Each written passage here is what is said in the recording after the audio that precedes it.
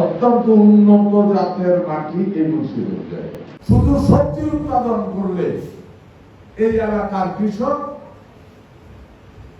দুধে ভাতে বাকি জীবন কাটতে পারবে। আজকের মাননীয় প্রধানমন্ত্রী যখন বলতেছিল কৃষিকে এই করা হবে, এই করা হবে, ওই করা হবে, অনেকেই মনে করছিল নির্বাচনের আগে বহুত কিছু কয়, নির্বাচনের পরে না বোঝা যাইব। আপনারা ওই গল্পটা জানেন না? ইলেকশন ভিউর সত্যি ইলেকশন, সবাই স্লোগান দিতেছে। এক লোক মাটি ছুটি গাইতে আসছে চেয়ারম্যানের বাড়ির পাশে, গিয়ে কলসিটা পানি খাইতেছে। চেয়ারম্যান সাহেব তাড়াতাড়ি দৌড়ে আসছে, গিয়ে কি করো? খুব পানির পিপাসা পাইছিল, আপনার কলেজ তো পানি খাই, বলে না এই পানি খাইস না। ইলেকশনের আগে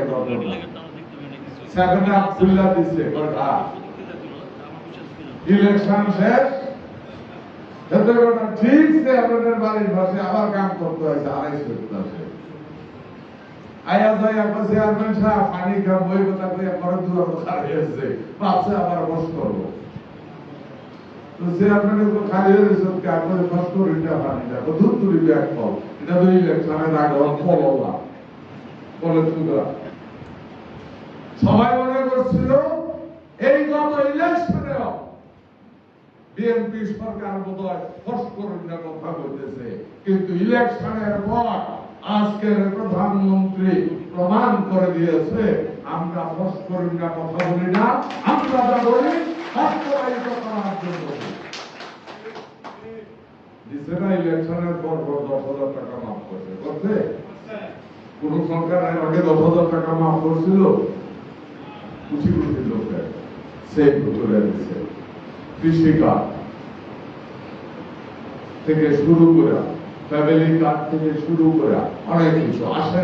কৃষিকাজ, কৃষিকাজের কাজটা কি? এই কৃষিকাজের মানে কি?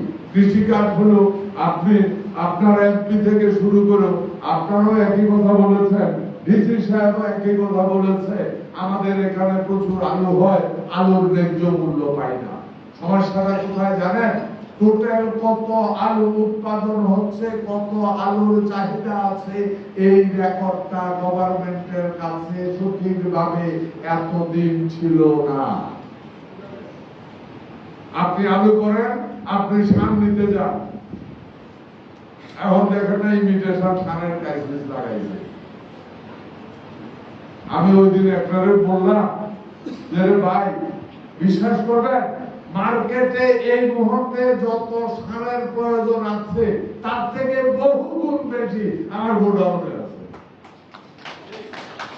তারপরও একটা গ্রুপ দুনিয়ার যত 2 নম্বর এই ইমিটেশন ক্রাইসিস।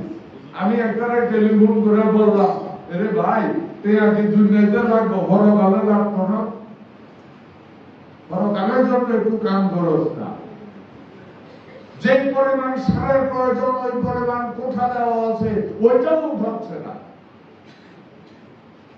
ইমিটেশন একটা ক্রাইসিস তৈরি করার জন্য আলহামদুলিল্লাহ ইনশাআল্লাহ পারবো না, ইনশাআল্লাহ পারবে না, ইনশাআল্লাহ পারবে না।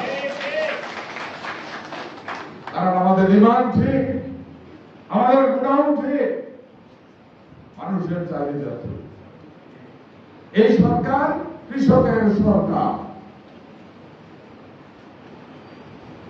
এই সরকারের প্রথম এবং প্রধান টার্গেট একটাই, কৃষকের পণ্য ন্যায্য মূল্য পেতে হবে, কৃষকের উৎপাদনের কষ্ট কমাতে হবে। যার জন্য আগামী দিনে অসংখ্য প্রোগ্রাম আপনারা নিয়ে আমরা সামনে এগিয়ে যাচ্ছি। আমাদের এই সরকার এই কাজটা যখন হবে তখন আপনি কত কানি জমি আলু করেছেন ওইটা সরকারের রেকর্ডে থাকবে। আপনার কি পরিমাণ সারের প্রয়োজন ওইটা সরকারের রিপোর্টে থাকবে। ওই অনুযায়ী আলু তোলার আগে সরকার একটা পরিকল্পনা করে ফেলতে পারবে। এটা একটু সময় নেবে, ওই কারণে এই কৃষক